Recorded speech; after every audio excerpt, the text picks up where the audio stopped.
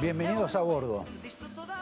A una noche que espero sea diferente porque ya con el tema de las encuestas estamos intoxicados.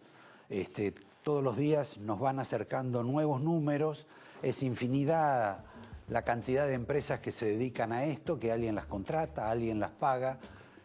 Y yo diría que no ha habido grandes cambios hasta ahora, salvo la versión de que Macri ha mejorado, que está más cerca, pero sinceramente ninguna encuesta todavía lo da ganador a Macri. Está como parejo en algún sentido. Hay, sin embargo, algunos sondeos que son apabullantes con relación a la provincia de Buenos Aires. Ahí se mantiene una tendencia de una diferencia altísima entre un partido y otro. En realidad, entre un candidato, los Fernández bis o los Fernández al cuadrado, y Mauricio Macri y Pichetto. Este fenómeno de polarización o de bipolaridad que tiene la Argentina, que se está acentuando a medida que nos acercamos al 11 del mes próximo, provoca que la gente aprenda un poco más la Constitución por entregas. En consecuencia, ya todos están calculando sobre el tema de que el que saca 40 puntos y tiene una diferencia de más de 10 puede salir presidente, o el partido que saca 45 automáticamente se hace presidente. Esto no va a ocurrir en las PASO, pero en las PASO se puede alcanzar ese guarismo. Y eso es indicativo quizá para la elección posterior. Naturalmente que cada uno acaba a tener su rol, su importancia, su campaña. Hasta ahora campañas tristísimas, porque solo opinan sobre hechos de pronto de actualidad. Hay conflictos con los periodistas, los otros hablan de alguna obra que hicieron. Nadie nos explica cómo va a ser el futuro de la Argentina, que hoy empezó a complicarse con una suba, para mi gusto, demasiada violenta del dólar y una caída de las acciones argentinas. Tal vez mañana se recupere. Sí figura, y esto conviene señalarlo, la cuestión del balotaje, que de acuerdo a la diferencia que saque un partido sobre otro, después a lo último se puede imponer Macri o se podrá imponer los Fernández. ¿Por qué hablo del balotaje como la instancia definitiva que quizá ocurra directamente en la primera vuelta? Porque hoy es el aniversario del asesinato de Arturo Monroy, un dirigente radical que fue ministro del Interior y que propendió dentro de un régimen militar la democratización de la Argentina, en la llamada elecciones. En ese momento él ideó un mecanismo, o él puso en marcha un mecanismo que por supuesto tenía antecedentes en otras partes del mundo, que era el sistema de la doble vuelta o el balotaje. Monroy fue asesinado justamente por el grupo Montonero en el año 74, defendiendo no sé qué historia de Perón vive o Evita dignifica, pero lo cierto es que era un civil radical que estaba empujando, tratando de que el gobierno militar de entonces convocara a elecciones. En esa época, llamar a elecciones parece también que estaba prohibido. Algo semejante a lo que ocurrió en Perú con Sendero Luminoso, que cuando fueron a las elecciones, la gente de esos grupos le cortaban los dedos a la gente que iba a votar. Pero bueno, al margen de esta historia, la suspendo porque sobre elecciones hoy, la verdad, estamos intoxicados, sobre todo por las encuestas. Sí, algunas novedades políticas. Por ejemplo, Eduardo Duhalde, yo diría que se retira de la política, porque está cerrando el movimiento productivo, unas oficinas que tenía o tiene todavía en el barrio de San Telmo y a las cuales ya no va a concurrir. Va a cerrar ese movimiento productivo, no va a hacer televisión, en realidad no hace televisión hace mucho tiempo. Creo que se lo prohibió el neurólogo, que como ustedes saben es el doctor Manes, que tampoco ha podido participar en la cuestión electoral este año. Y la realidad es que Duhalde, la última aparición pública ha sido algo más que contradictoria, porque escribió en un matutino un homenaje a Fernando de la Rúa, como demócrata, por ejemplo. Y simultáneamente, el mismo día, hizo declaraciones reconociendo que él, de un modo u otro, junto con el peronismo, algo había tenido que ver en el complot, en la conspiración, en el golpe de Estado que hubo contra Fernando de la Rúa. Eso lo vamos a tratar hoy, porque acá todo el mundo se ha hecho distraído con la cuestión del golpe a Fernando de la Rúa. Por lo tanto, no sé si es el retiro de Duhalde, la jubilación, pero no hay que intranquilizarse, porque sigue la esposa. Así que mantengamos la esperanza en la familia, que va como candidato a senadora provincial. Como estamos un poco históricos, quiero recordar dos cuestiones importantes de la semana pasada. Una está vinculada, por ejemplo, al ejército, que está embargado porque no paga las cuentas. En consecuencia, a través de la justicia, gente que era acreedora y que no le pagaban, consiguió embargarle las cuentas. O sea que tienen problemas para pagar los sueldos y la comida. Pero el ejército, tanto como el resto de las Fuerzas Armadas y las de seguridad, para hacer número, hicieron un desfile la semana pasada, en el cual alguna gente se emocionó bastante, porque hacía mucho que no veía el despliegue, en realidad hace 2 años, y se generaron controversias de todo tipo, de por qué estaba sentado Pichetto en el palco presidencial. Observaban la presencia de Pichetto, pero no observaban la presencia de un empresario que nadie sabe por qué estaba ahí. Ni tampoco se sabe por qué estaba, por ejemplo, el esposo de algún ministro, como si el desfile fuera un paseíto por Palermo. Inclusive Macri estuvo un tiempo, no se quedó hasta el final, cuando se supone que corresponde. Y la verdad que también en el ejército hubo alguna falla, porque al margen de la emoción, del esfuerzo por desfilar con pocos elementos y recursos, lo cierto es que estuvieron más de 4 horas desfilando, cuando los rusos, por ejemplo, desfilan 4 horas, elementos modernísimos y 100.000 hombres. Quiero sí explicarles, recordando este episodio del desfile de la semana pasada, lo que es la Argentina y lo que era la Argentina.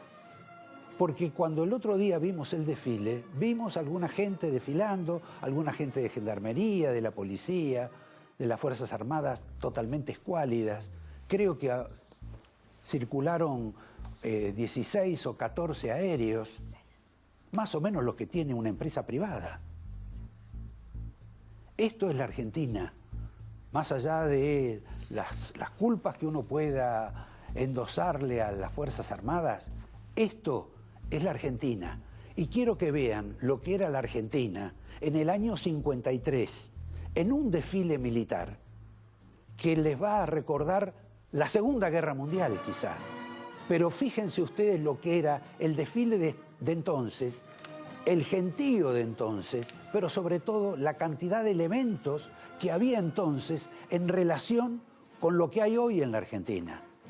Entonces era la 6ª Fuerza Armada del mundo, año 1953. El director ya los está mostrando.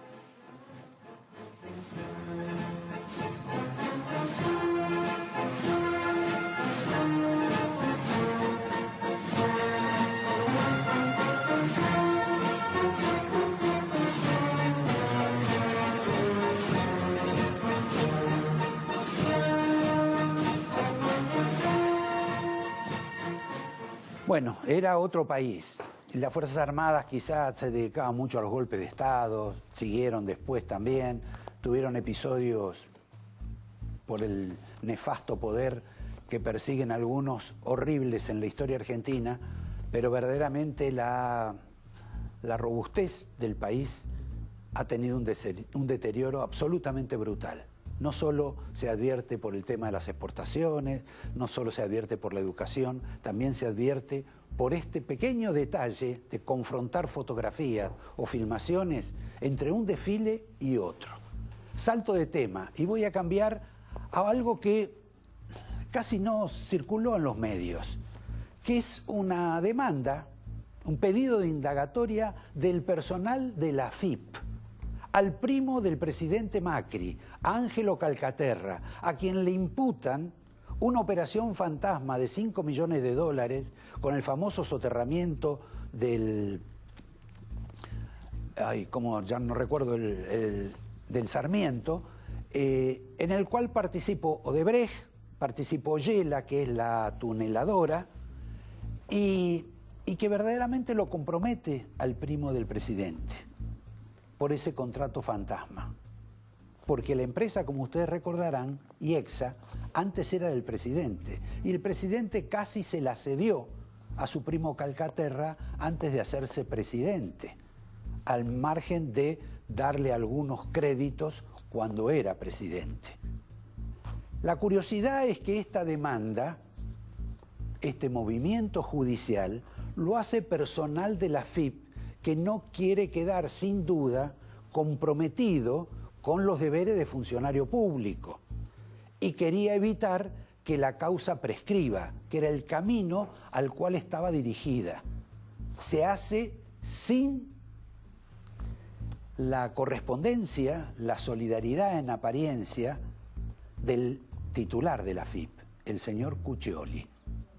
Hasta ahí estamos en ese punto. Decisión que complica indudablemente a la familia Macri. Se me quedó colgado algo del desfile. Ustedes vieron que habló el ministro Aguad, que no es precisamente un hábil declarante. Bueno, Aguad, la verdad, que en el gobierno hace rato que lo están por cambiar. Ahora, como declara tan mal y dice disparates, deciden sostenerlo, sobre todo porque están antes de las elecciones. Pero ya tenían elegida a la sucesora, también una mujer, que se llama Paula Di Chiaro. Como no solo nos vamos a referir al gobierno actual, quiero hacer una mención sobre un episodio, una mala noticia para el kirchnerismo. Ustedes vieron que hubo una noticia policial, en realidad judicial, por la cual fue condenado a 22 o 26 años de prisión a un abusador y violador de menores, de chicas. Alguien que famoso cantante en ciertos rubros, invitaba o hacía que le llevaran chicas menores de 12, 13 años, por lo cual fue procesado y condenado en un proceso que no tiene nada que ver con la campaña electoral, porque son 22 años. El músico era la voz de un conjunto musical, se llama Cristian Aldana. La semana pasada fue condenado, pero la gente se olvidó de un pequeño detalle. Primero, este señor es el que escribió una de las canciones con las cuales la cámpora o el kirchnerismo acompaña sus actos, y que algo la va a pasar el señor director. Y la otra es que este mismo señor, condenado a 22 años, es el mismo que fue candidato en la lista de Cabandier hace 2 años, en un lugar no demasiado destacable, pero que ustedes lo van a poder ver en la pantalla. Por favor, director, ¿me pasa algo de esa musiquita que pone tan contentos a la gente de la cámpora? Con todos y para todos. Vengo a proponerles un sueño. Vengo a proponerles un sueño. Vengo a proponer un sueño. Vengo a proponer un sueño. Vengo a proponer un sueño. Vengo a proponer. Yo creo que ya está bien, pero la verdad que esta materia de abusos y violaciones y acosadores no está enriqueciendo a la campaña de Cristina, porque también dentro de el círculo íntimo de Cristina, entre los muchachos y las chicas que custodiaban o hacían el aguante a Cristina en su departamento, afuera del departamento, había una señorita que ha denunciado, y no es la primera denuncia que hay, contra un diputado de la cámpora que se llama Romero. Bueno, digamos que Cristina este tema del género la tiene bastante complicada. Les voy a decir que en Chubut, a raíz de todo el tema de las aspas y esta suerte de ventiladores que uno ve para generar energía, ha provocado una situación dentro de los funcionarios públicos. ¿Qué dicen? Instalan estos aparatitos, estas aspas, ponen un cable y no aportan nada a la provincia.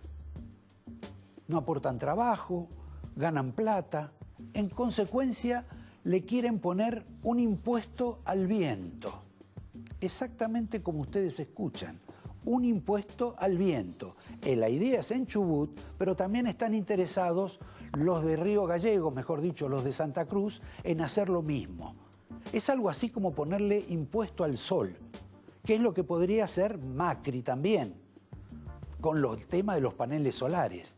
Pero han encontrado esta administración algo más sutil.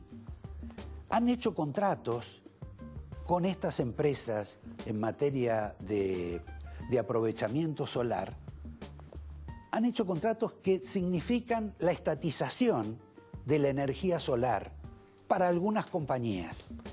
Compañías que en algunos casos están o son cercanas al gobierno.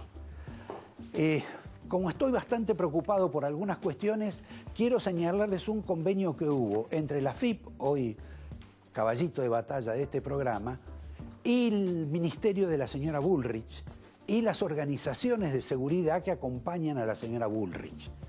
Es un convenio para mejorar la seguridad preventiva. Cuando uno escucha seguridad preventiva, ya se está empezando a preocupar porque hay algunas historias de las que uno ya conoce o vivió. Es naturalmente un esquema de, digamos, de circulación ministerial para, bueno, descubrir estafadores, narcos, terroristas, etcétera, en que se obligan los funcionarios de los ministerios y de las organizaciones de seguridad y de la FIP a tener un tráfico cotidiano para cambiar información. Obviamente información confidencial. Información confidencial. Me parece que el ciudadano común, ante este mecanismo, tiene en riesgo su privacidad. Pero sobre esto seguramente van a interesarse muchos otros, muchísimos más que yo.